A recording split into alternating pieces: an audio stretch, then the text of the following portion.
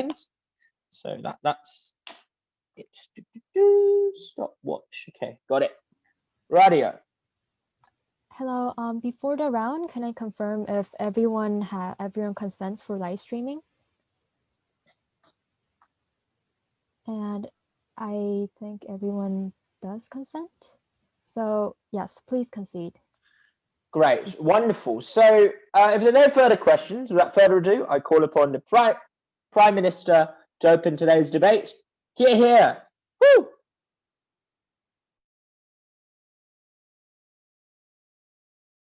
Hello everyone, I'm going to set my timer first. All right.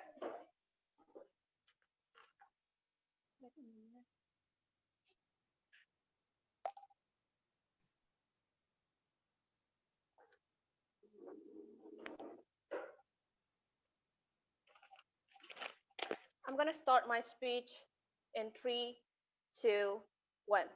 In a world where modern healthcare prevailed and people no longer died of diseases such as polio, malaria, and whatnot, the purpose of genetic enhancement technology such as CRISPR or DNA transformation is a multi-billion project aimed to boost entities' physical ability beyond what we can imagine. The problem with that is that people are going to create a world where a lot of things are going to no more diversity, but only one similar identical features of physical as well as emotional, for example. In our an open government, we're going to talk about two things. Number one, how genetic enhancements technologies harm natural evolution. Second, how opposing help prevent the harms and status quo can be improved. But before that, what is the genetic enhancement technologies? It's basically like the usage of CRISPR's DNA transformation that is aimed to alter physical and DNA of a species, be it human, animals, or plant, to become a greatest quality there is. And this greatest quality is going to be defined by the scientists who are working on the development of these technologies at the end of the day, not by the general public who think that it matters for them. The development in this case is going to be like the technological advancement that can ensure the best DNA which prevents disability. At the same time, there will be mass productions of animals and plants because this is what we need as human in the modern world. The urgency that both sides are going to talk about is that how are we going to prosper and prolong the quality and quantity with human intervention or without human intervention at the end of the day. So first contention, how genetic enhancements technologies harm natural evolution. Evolution is a very long process. Species go through series of conditions in different climate, temperature, diseases, and all of this is the development in which it's going to beneficial for the evolutions of species of human or animals or plants. Because our brain gets bigger right now, our physical body are now more suited to modern world due to the fact that we are able to go through this natural evolution. All of the condition that is our externalities comes from the ecosystem itself, not necessarily interventions of the technology at the end of the day. Why this natural process important? Because we're able to first pass down the DNA, which means that there will be a stronger DNA that's going to be passed down, which also goes to the case and the principle of like what Charles Darwin says of the survival of the fittest. This is very important because at the end of the day, we are able to show and this natural selection happened by itself without an intervention. But the urgency is that in their side of the house, they say that identical DNA, for example, is okay due to the fact that we're going to have a feature of physical, emotional. We're able to, for example, alter the way that we think about something, so we are not going to have a mental health issue anymore. For example, we think that it's going to be harmful because in the development in itself there is going to be only a certain time frame that is specific and in the present moment. You are not able to actually foresee the future in itself and then create the situation of what it's going to be look like in the future. The same way that we cannot even predict that pandemic is going to happen in 2020, thus we're not having any development of the vaccine, although we have the science that can back up that and make it better right now. However, we think that this research and development is a multi-million project, that the end goal in itself is going to go to the elite class because the ethical issue won't happen under their side of the house. If that is true, and it can be true, they should prove that in the very first place. How this issue can be discriminatory?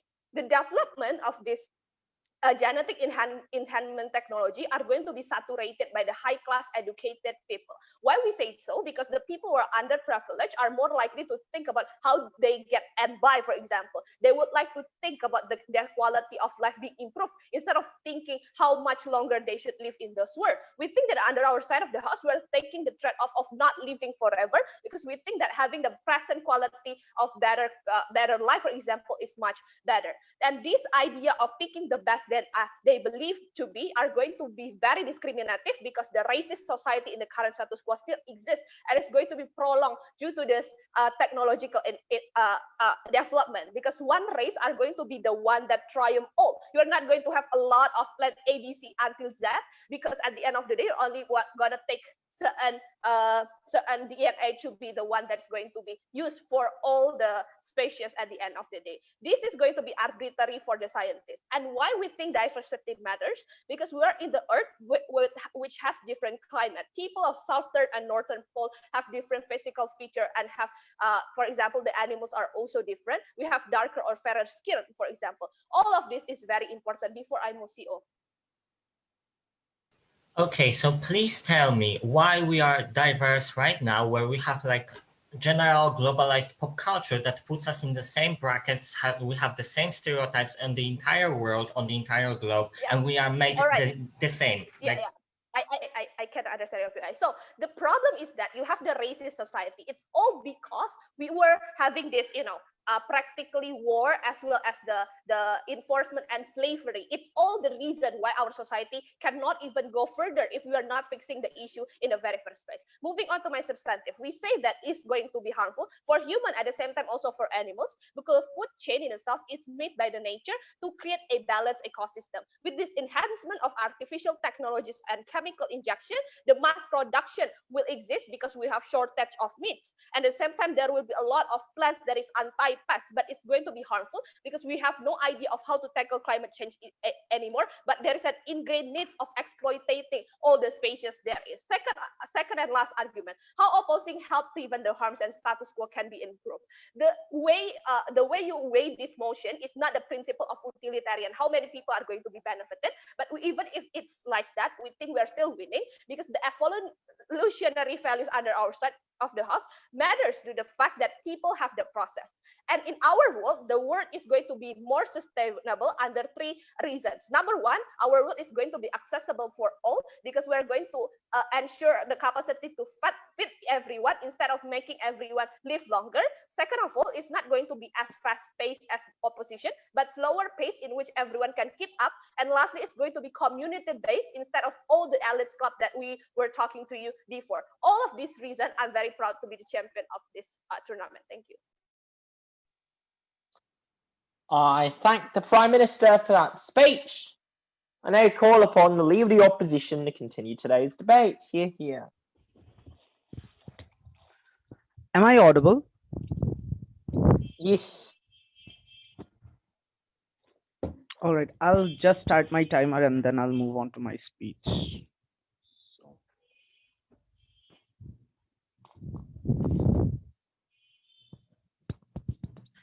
Starting in 3, 2, 1.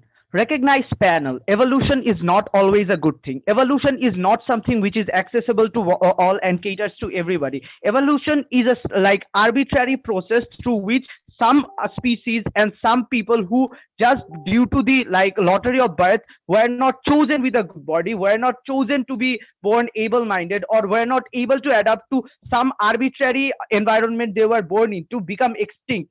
It creates massive harm for people who are not born into the specific criteria that you need for survival. We tell you that the focus on evolution that we get from side OG is a bad thing because it discriminates against the most vulnerable of species and humans, and it literally leads to extinction of masses who never deserved this in the first place, right? Before I move on to constructive, just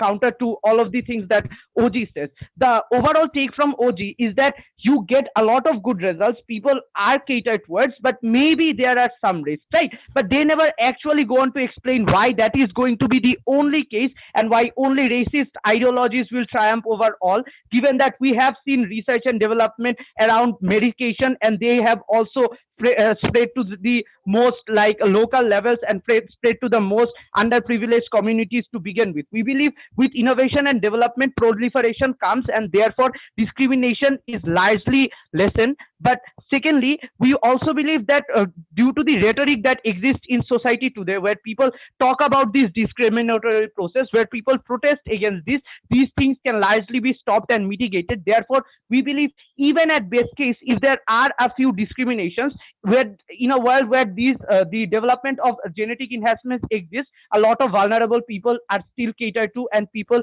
can live lives which are longer, better, and help them. Then two things in my speech. Firstly, I'll tell you why it is a principal obligation on our part to let the development of genetic enhancement technologies happen. And secondly, we'll tell you why this goes on to extend why this modification is probably necessary for us to cross our biological limits and exist in this universe, right? So first, on principle, recognize that birth is arbitrary. People never chose to be born in the situation they are, right? And people don't deserve to be subjugated just on this matter of arbitrary things. This means a person who is born crippled, or a species who just for due to selection of nature were not able to become the best suited for their environment, don't deserve to be extinct in the very first place, right? We believe that since these are the most vulnerable people, an obligation exists on our part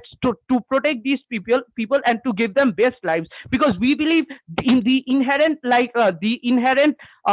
responsibility that humans as a species has, is to protect the most vulnerable, and is to lessen the suffering and the pain that exists in this world, right? We believe therefore it is our duty to create these sort of things which cater to the most vulnerable people and provide some sort of help to the people who are born in with various dysfunctionalities and with various sorts of disabilities they did not choose, right? We recognize that medication and treatment help to some extent, but recognize if you are already born with these sort of problems and hence can seek medication later on, the suffering still exists. That is to say, even if you come out of this, for the initial phases of your life, you do go on to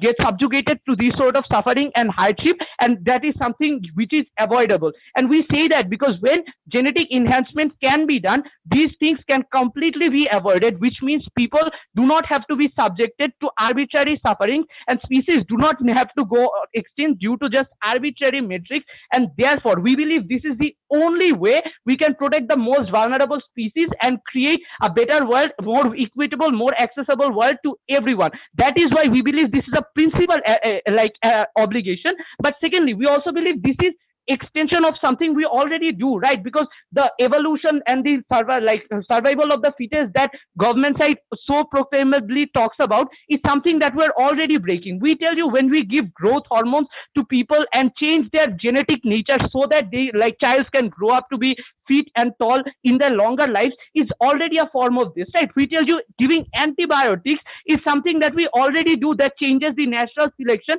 and lets humans live far longer than we're expected to. We tell you medication and other things exist which already help to cater to people and hence create genetic modifications which can impact generation onwards. All of this might have some form of future implication, but still there are principally responsibility, because we need to protect the most vulnerable people who exist now and cannot just look away from the suffering. In order for government to win this debate, they need to oppose all of these things which exist and not just the genetical enhancement, because they're literally the same thing. And we tell you it's principle, since we've already done those to protect the most vulnerable, it's principally our duty to do the same here.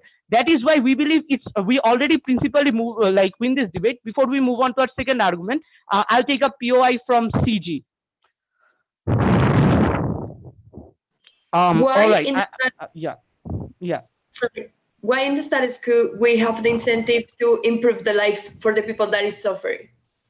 We think we already do, right? We provide healthcare for the most needy. We give give vaccines to people. We create vaccines to eradicate diseases which exist to harm human species and like most vulnerable people as a whole. This looks like providing aid in Africa and a lot of other things, right?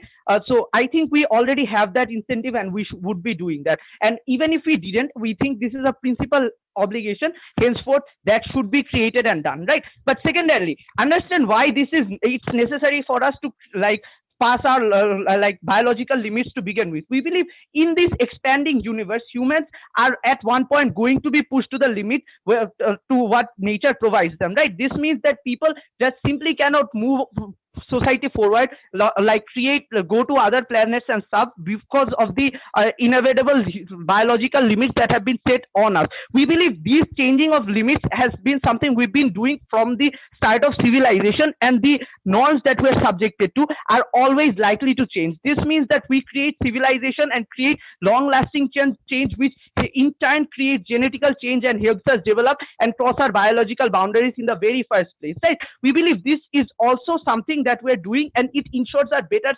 survival and a better life for all of us. And therefore, we believe this should be done. The impacts of this will be outlined, would be layered out by my DLO, and that is why we think this, we should not be opposing the development of genetical enhancement technologies to begin with. Very proud to oppose. I thank the Leader of the Opposition for that speech. And I call upon the Deputy Prime Minister. Here.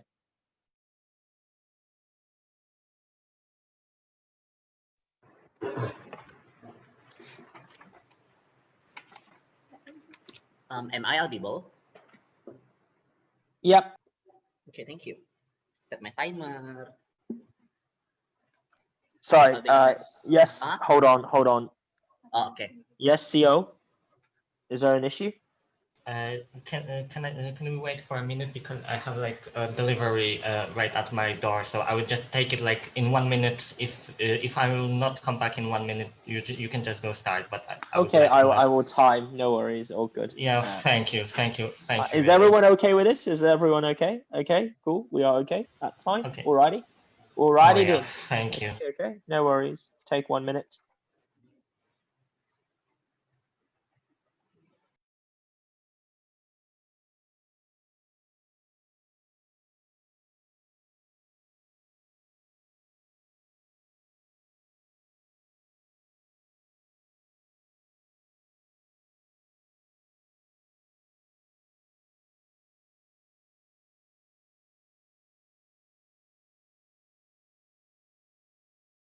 I believe so, yes. So there was a question from the Orcom, and they presumed that, or rather, we were under the impression that everyone consents to being streamed. Is that not? If that's not the case, then could you let the Orcom know? I think the Orcom member is Jae-yong, so. Yeah, I'm here already, so yeah, we can start. Thank you once more for giving me like this time. No worries, brilliant. Are we good to go? Are we good to start? Alrighty, then let us start. So I now call upon the DPM to continue the debate today. Here. Okay, thank you. POI kindly in chat, okay? I'll start my speech in 3, 2, 1. Ladies and gentlemen, several rebuttals towards the opposition side of the House. The other rebuttals will be intertwined in my speech. First, they are talking about the extinction. Understand that by having this genetic enhancement, it will devalue the value of extinction itself. Now people won't be worried about extinct animal and so on and so forth. Now they will exploit all kinds of animal or the livelihood of the human or even whatever living beings there are. I see that this is very harmful because now they won't even prioritize or value or even have that worriness to sustain a certain species or even to sustain the livelihood of a certain living beings or even to contain the sustainable earth at the end of the day, because now we can just overexploit it at the end of the day. This is a bad behavior that we don't want human or even any living beings to have to begin with. Second, they are talking about how this innovation and development will lessen the racism and discrimination. Understand that value, my PM already told to you how this will even the value of life, where only the elitists, the educated, the rich, the powerful person can access towards this kind of genetic enhancement to begin with. We say it won't lessen the racism, but it will enhance the gap between the poor and the rich to begin with. This is so harmful because now racism and discriminatory is being perceived by the power you have through this enhancement. We don't want that, ladies and gentlemen. So my argument will be mainly into two arguments. First, how the development of this genetic enhancement will be and how harmful it will be for the entire humanity or even entire Earth, for example. And second, my argument will be mainly focused on the world where this genetic enhancement does exist, the best case and the worst case. So my first argument about how this development will be. Understand that this development will be so unethical and unhuman, ladies and gentlemen, because the progress of this development, it means that it is not fixed yet. It's not just because you want to have this genetic enhancement, somehow you will have this miracle power to just enhance all human to have that kind of great quality in their life. No, there will of course have a sacrifice, experiment, a long-term experimentation towards the human, because it is so different from creating vaccines or creating a cure for example, like corona. We can test it to animal, but when we are talking about genetic enhancement, we of course need to experiment it towards the human, because human DNA and animal DNA are so different and they are not identical to begin with. We say this will be so unethical because there will be a lot of sacrifice that are unneeded, especially the human sacrifice to begin with. We say this is so bad and we don't want that to happen. Second, we are also talking that this is too wasting time, ladies and gentlemen. This multi-billionaire project will of course waste our time when we can try to search for the cure of cancer, for example, or even we can try to search for a technology to go against the climate change or even to sustain our livelihood at the end of the day, but not by this genetic enhancement. We say this is not the priority of what the scientists need to do from the very first place, even in the situation of pandemic to begin with. Third, the big cost. Of course, this will cost a lot of things. This will cost a lot of resources, and it will be a competition for everybody. We say this kind of competition and wasting this a lot of resources onto this specific subject will be so harmful towards the progress of the humanity or the civilization itself. Okay, so let's play on the scenario where this enhancement does exist. Value already told to you how it will devalue or create a discrimination. Now I will tell to you how the accessibility is so hampered, or because of this kind of multi-billionaire project cannot be accessed by all kind of people. It will tell you three things. First, it will have the gap of the rich and the poor. Second, the devaluation of the humanity itself. Three, the standardization of how human life will be. First, about the gap for the rich and poor. Understand, only rich and elitists will gain the access because they will buy the support from the scientists to make a project that they want. For example, become like how they can become immortal suddenly, or they have the superpower and super strength to be the champion of a sport and so on and so forth. We say this is so harmful because the idea of progress itself will be diminished. Now, poor people can compete in a competition because they didn't have that booster of enhancement of genetic between one another. It will devalue the idea of the progress in the human. No pain, no gain, ladies and gentlemen. This is an important subject that we need to believe, because I can debate nowadays. It's not because I always win, but because I always lose, and I can go to this step into the grand final to begin with. We say this is the importance of knowing that you never give up and you will always try and try again. But now you will only exploit that kind of thing because you have this enhanced genetic from the very first place. The devaluation of humanity itself. Now people will have this kind of standardization where the rich will always gain more power through this enhanced genetic, while the poor will never have this accessibility and won't even dream to reach this kind of place or reach this kind of plane of enhanced genetic to begin with. It will be so harmful because now the poor will blame that because you are not rich enough or you are not powerful enough, you won't have that specific enhancement to begin with. It will diminish the idea of humanity itself and will only further the gap between one and another. We don't want that from the very first place. Talking about the argument of lottery of birth, it will even worsen the lottery of birth to begin with, because poor will still be poor, and now they didn't even have the enhanced of genetic to climb the ladder of the society. This will be worsening the situation for the poor or the middle lower class society, because they won't even have the ability to pursue that from the very first place. Okay, let's talk about the second thing.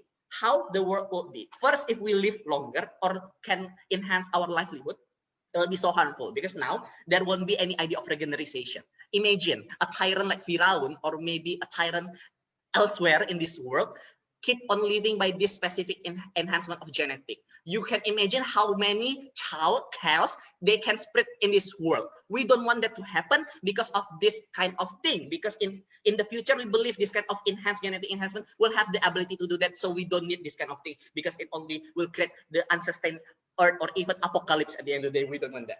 Second, we are also talking about super strength. In a criminal justice system or in the police itself, maybe we will have a super soldier, but there will also alternative. There will be a super villain or a super people that is even can create or spread more chaotic situation. For example, super bombing. For example, like how the superhero or super villain exists in the Marvel movies and so on and so forth. This is possible because there is a mutant and there is an enhanced of genetic from very first place. We don't want that. Third, the idea of how progress or process is being devalued is so harmful because human do labor to reach a certain height. Now, everybody have the same universal thing. If you work hard, if you do this progress, you will evolve. You will have this upgrade or enhancement in yourself without the factor of money, without the factor of status, without the factor of power. Everybody have the same thing. This is what we want to pursue, and this is what we want to champion at the end of the day. Because understand that by enhancing this kind of genetic, like what I've told before, sport won't be sport anymore. Music won't be music anymore. Art won't be art anymore because it is all based on the genetic enhancement. We proudly oppose. Thank you. Purpose this motion. I thank the GPM for that speech. Now call upon the DLI to continue the debate today. Here. Hello, am I audible? Yes. Just give me 10 seconds to start my timer. If anyone has any POI, just raise it through the text. I'll be seeing it throughout my speech.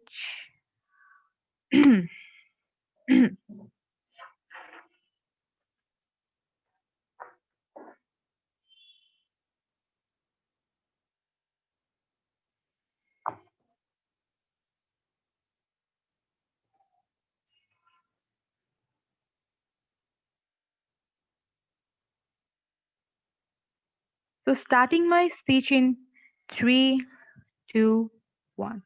The last chunk of OG's debate is around how this is discriminatory and how it will be only confided to the people who are elite, who are rich in the current status quo. We have to understand no innovation in the event in our present scenario where these kinds of genetically enhancement, development on technologies do not exist in a mass production already exist. That means no innovation, no much how accessible, do not reach to all of the people. So they have to prove to us why these innovation have to be so exclusive that it needs to actually go to the last person on the earth, to the first place.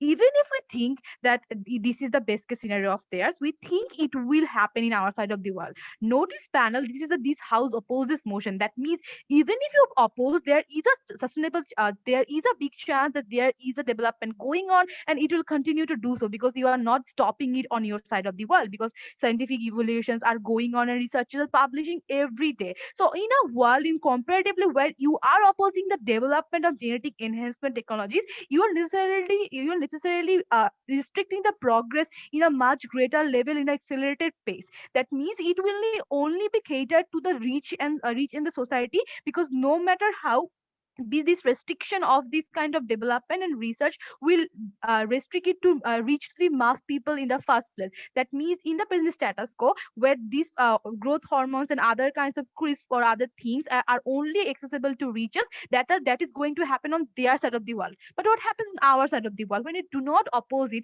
That means as there is already a $1 trillion market and $1 billion are invested in it, in specifically in kinds of genetic enhancement technologies regarding humans, that means all of the money that companies are putting into it, the states are putting into it, they want to get that money back. And if they cannot get that money back if they only cater to the niche market, so the government and the businesses and the companies and the researchers have an incentive to cater to the mass people and actually make it more accessible so that they can sell it and they can make an industry out of it. And that is the norm of the free market to begin with, and that is the world we live in. And that is why we think that in a world we do not oppose it, the research is going on, the development as it is inevitable are going on. That means they have a more incentive to cater it to the mass people. And as it will be catering to the mass people, we think the poor or the average people on our side of the world are likely going to be getting it, which on their side of the world does not happen to begin with.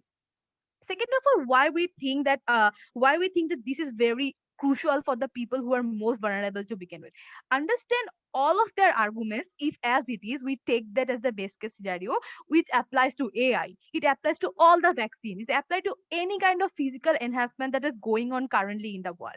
But we let people to do so because there are arbitrarily many reasons that people do not currently have their control over, but these things give them a chance to go through it. And within our side of the world, we do not oppose the development, and the development are because there is no restriction going on and the development is supported by people. We think this process is much likely to be accelerated, and the people who are the most vulnerable and are in the need of it because they are just by the lottery of birth or other things, they are able to get some things, as the OG comes up and talk about typical norms of the species, like being able-bodied or something like this, because those are the typical norms of being a human right now in the world. We think they're much likely to be getting it. So on the comparative stakeholders who are actually catering to the most mass people, the poor people, and the people who are more vulnerable are in an immediate need of these kinds of development of genetic enhancement technology so that they can live like a human in a competitive world. We think we cater to on that part of the world. Before moving on, if anyone has any PY from CG, I don't see any. Okay, OG, go on. What do you say that there will be a situation where divergent communities or species are going to be pushed away due to the fact that they are not catering to what the society of your world is going to look like? We think, as you have already told you in your speeches, like how diversity exists and it is very important to begin with. We think in a world where these kinds of development of genetical enhancement technology exists, being tall or being certain kinds of color of your eye colors, or being gain a certain kinds of ability which is not like typical to begin with, does not take all of the other identities that people currently have in their persona to begin with. That means those communities still exist on our side of the world too. But on the comparative of discrimination on the world, we think the discrimination regarding these people who are marginal still exists on your side of the world. We do not think so it is a margin exclusive harm on our part of the world to begin with, but we actually tell you how we can actually cater to these people also when we give them these kinds of genetically enhanced technologies. And it happens, we do not oppose it and let them get all the research and funding they need right now to accelerate these things to begin with. And that is where we do not oppose it and actually support it aggressively.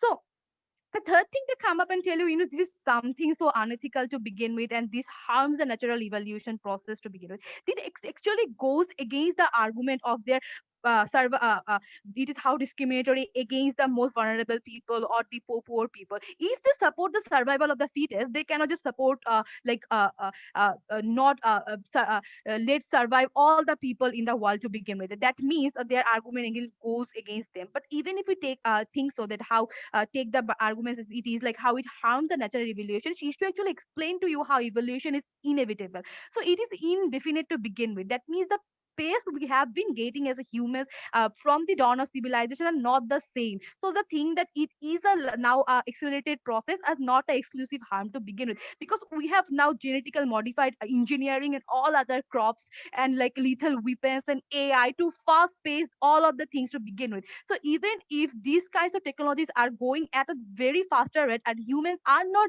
evolving to that pace just with using normal medicines and like antibiotics to begin with, which are also becoming resistant in like 2050 or 2040, we think humans need to actually keep up with the pace of all other technologies evolving and to actually cater to the people who are more vulnerable in the first place. So for the evolution and for the people who need to actually get to, we think we cater to there the most. Now, the last thing what they do not actually engage to, we actually give you how these kinds of things are most are arbitrary things of people like the typical norms they're talking about. We think this takes so gives the people a right to choose what they want to be in the first place, or the right to choose like how what are the things they want to be. We think in a human, like we are allowing in the first place, we think it's just a continuation, not exclusive harm to begin with. If we take their case, we have to take back all the innovations we have gotten through from the dawn of civilization, like AI, like technology, like vaccines, like medicines. So this doesn't make sense. So very proud to oppose. I thank the DLI for that speech. Now call upon the Member of Government to continue the debate today. Here, here. Hi, can everybody hear me? Yeah.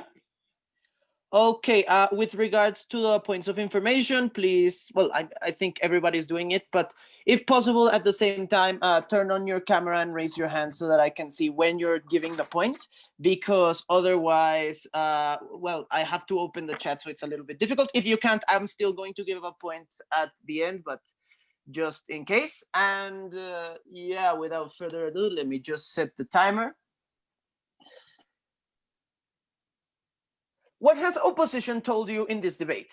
Two things, basically, that this actually gives less arbitrary of nature choices, and therefore people are free to choose their destiny and certain elements, and at the same time that this can actually improve the quality of life because it can fix genetic diseases and such of a thing.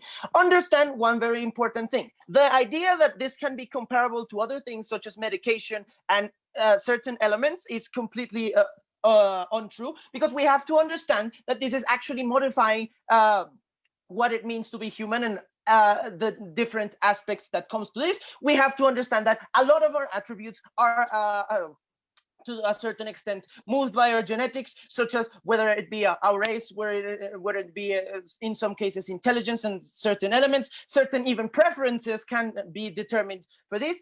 Therefore, we believe that this can actually affect directly a lot of things. Now, let's go with the first thing, which is about arbitrary selection. And they say that in the future, this can actually be democratized and certain things. Very different reasons why this doesn't happen. First of all, we believe that the gap of the reach of the poor that opening government was telling us does happen for a majority of things. First of all, technologies of this certain element invest a lot in research and development, and in order to recoup this, they have to raise the prices. At the same time, we also have to understand that new technologies also have different patent systems that actually help them to raise the prices. Therefore, we believe that at least for like 20-10 years, which is an entire generation, this will be only exclusive to the poor. We believe that the harm and the damage that this can do in just one generation is completely terrible, because we all have to understand that certain things such as genetic diseases, and this is the point that my partner was making, actually get a lot of support because of the fact that it transcends class,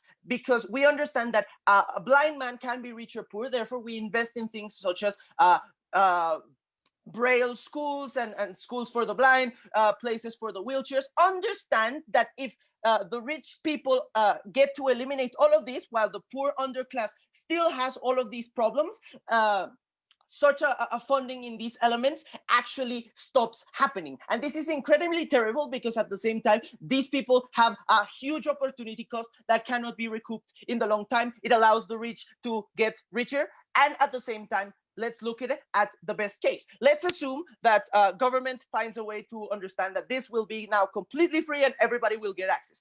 In that case, the poor are still worse off, because we have to understand that usually one of the greatest forms of social mobility is the fact of exceptionality. The fact that, for example, we have a genius in the poor classes that can actually understand this. The problem is that certain traits such as intelligence, beauty, etc., will be favored by everyone. So in that case, in their best case scenario, where this is completely, all of the rich people will be super geniuses, and yes, maybe all of the poor will be super geniuses, but in that case, the only criteria to difference one from the other is actually their social values, and poor people still get less more malnutrition, more worse education. And in that case, we believe that those exceptional beings that are usually the ones that can take an entire family out of poverty end up being worse off in a house. Now, let's talk about cultural arbitrary choices, which is also something that opening government was telling you, but they were telling you in the sense of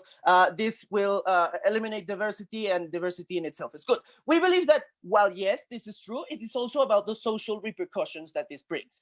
First of all, let's understand that the certain elements are not only reduced by race, but also, for example, certain cultures favor one sex over the other. We can see how, for example, the Chinese culture, these cultures usually prioritize men. That is why with the one-child policy, they had a lot of problems with the women that were being born. The problem with this is that when you give the people the choice in order to do this, well, there will be a higher span of certain people. So, for example, more spans of men, and that disparity between genders, first of all, and sexes, first of all, it encourages more discrimination, because we have to understand that when a minority groups gets even slower, they don't have the same public support because they are not as visible. But at the same time, in the case of sex relations, this can also bring to a huge demographic collapse, because the whole population cannot reproduce, or can be reproduced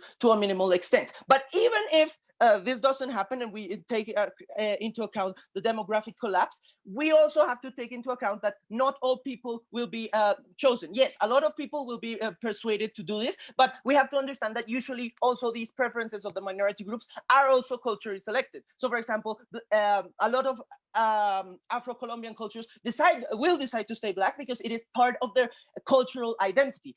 The problem with this is that we understand that there is a slighter reduction, and it is easier for the, people to discriminate, because now that they can actually say race is a choice, and therefore if you don't choose what the dominant culture says, well, actually we have more guarantees to exclude you. In the worst case, this can be made mandatory, but at the same time, it also clashes completely with the idea of they were saying about choosing things. Now, before I continue with my point, CO, did you have a point? Okay, so you're telling us that if you are an exceptional being as a poor person, you will probably get the family out of the poverty. But all the exams, all the education system values what you are educated in, not your exceptionality. You will not get your high grades on maturity exams when you are only exceptional. You have to be educated. Okay, yes, but the point is that social mobility, it cannot only be about intelligence. For example, we have seen also social mobility with regards to sports. Very good athletic traits can also help the people get out. The problem is that when you raise the bar so high, those exceptional circumstances of social mobility do not happen. The only thing that you have in that system is actually the social conditions, and the social conditions will always favor the privileged class because they have better education, better nutrition, etc., etc., etc. Therefore, we believe that this is completely a bad idea. Now, because we have shown you, first of all, that this cultural arbitrarity actually affects the choice that is so important to opposition, because besides the fact that you can be modified from the moment of birth without your consent, is also a problem. At the same time, because there are still cultural arbitrary choices with regards to certain races and certain sexes, and because at the same time it diminishes social mobility and the ability to take care of disabled people, we are very proud to propose. Eso es todo, amigos. I thank the member of government for that speech, and I call upon the member of the opposition to continue today's debate. Hear, hear.